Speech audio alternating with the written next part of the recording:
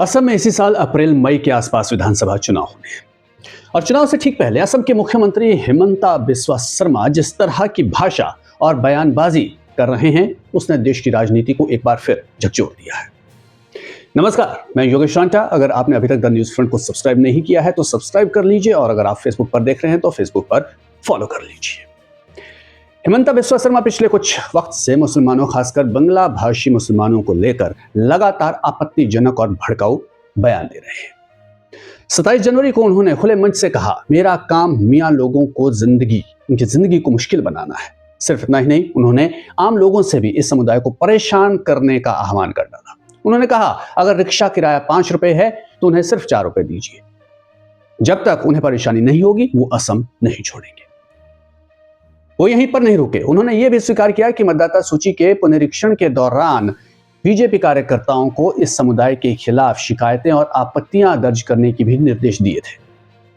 और अब एक बार फिर हिमंता बिस्वा शर्मा ने चेतावनी दी है कि जब तक वो सत्ता में रहेंगे मियां मुसलमानों की परेशानियों बढ़ेंगी, उनका सामना उनको करना पड़ेगा।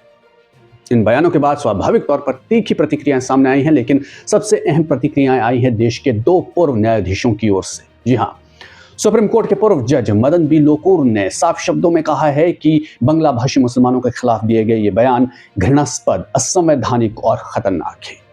उन्होंने कहा कि मुख्यमंत्री को न केवल जवाबदेह ठहराया जाना चाहिए बल्कि उन्हें पद से इस्तीफा देना चाहिए। द वायर के लिए वरिष्ठ पत्रकार करण थापर को दिए एक इंटरव्यू में जस्टिस लोकुर ने कहा कि मियां शब्द का इस्तेमाल और जिंदगी मुश्किल बनाने जैसे बयान महज बयानबाजी नहीं है, ये सीधे तौर पर उकसावे की श्रेणी में आते हैं। उनका कहना था कि एक मुख्यमंत्री का संवैधानिक कर्तव्य नागरिकों के अधिकारों की रक्षा करना और कानून व्यवस्था बनाए रखना होता है, लेकिन हिमंता बिस्वा शर्मा ठीक इसका उल्टा कर रहे हैं।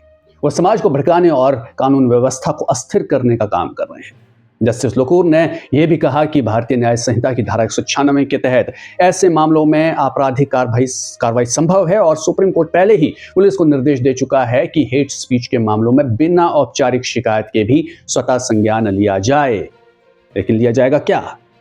इन आलोचनाओं के बाद हिमंता बिस्वा शर्मा ने मियां शब्द का बचाव करते हुए कहा था कि बंगला भाषी मुसलमान खुद को मियां कहते हैं, इसलिए ये आपत्तिजनक या अपमानजनक नहीं है। लेकिन जस्टिस लोकुर ने इस तर्क को खारिज करते हुए कहा कि किसी शब्द का अर्थ उसके संदर्भ से तय होता है, ना कि शब्दकोश से।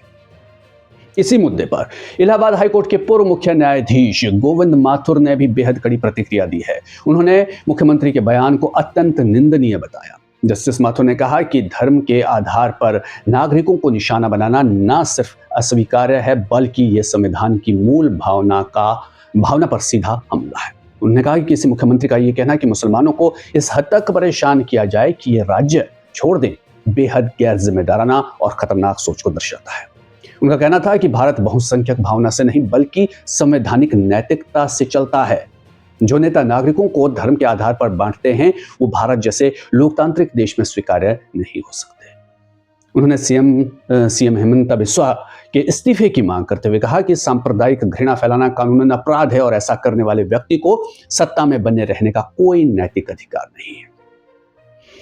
और खैर, इसी बीच मानवाधिकार कार्यकर्ता हर्षमंदर ने दिल्ली के हौज खास थाने में हिमंता के खिलाफ शिकायत भी दर्ज कराई है। इस शिकायत में बीएनएस की उन धाराओं के तहत एफआईआर की मांग की गई है जो दुश्मनी फैलाने, सार्वजनिक शांति भंग करने और धार्मिक भावनाओं को आहत करने से जुड़ी है। दिल्ली पुलिस का कहना है कि वो मामले की जांच कर रही है।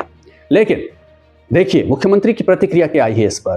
हिमंता ने कहा है कि उन्होंने मेरे खिलाफ, यानी हर्षमंदर ने मेरे खिलाफ एक केस किया है, अब मैं उनके खिलाफ कम से कम 100 केस करूंगा। खुली धमकी। और इस धमकी पर प्रतिक्रिया देते हुए हर्षमंदर ने साफ कहा है कि इन धमकियों से उनके काम पर कोई असर नहीं पड़ेगा, वो अल्पसंख्यकों के अधिकारों के लिए काम करते रहेंगे। अब देखना यह है कि दिल्ली पुलिस क्या करती है इस शिकायत पर। और सवाल यह है कि क्या चुनाव से पहले बीजेपी ने शर्मा को खुली छूट दे दी है नफरत की राजनीति करने की? खूब राजनीति करो। खैर, बीजेपी से हम क्या उम्मीद करें, क्योंकि उसके शीर्ष नेता भी कुछ ऐसी ही बातें करते हैं। लेकिन हमारी अदालतें, संस्थाएं क्या इस जहर को यूं ही फैलने देंगी? क्या कोई कार्रवाई होगी या नहीं? आप क्या सोचते हैं? कमेंट में अपनी राय जरूर बताइए। वीडियो को लाइक कीजिए, शेयर कीजिए, चैनल को सब्सक्राइब करना ना भूलें, बेल आइकन दबा दीजिएगा और फेसबुक पर भी द न्यूज फ्रंट को आप फॉलो कर लें। फिर मिलेंगे। नमस्कार।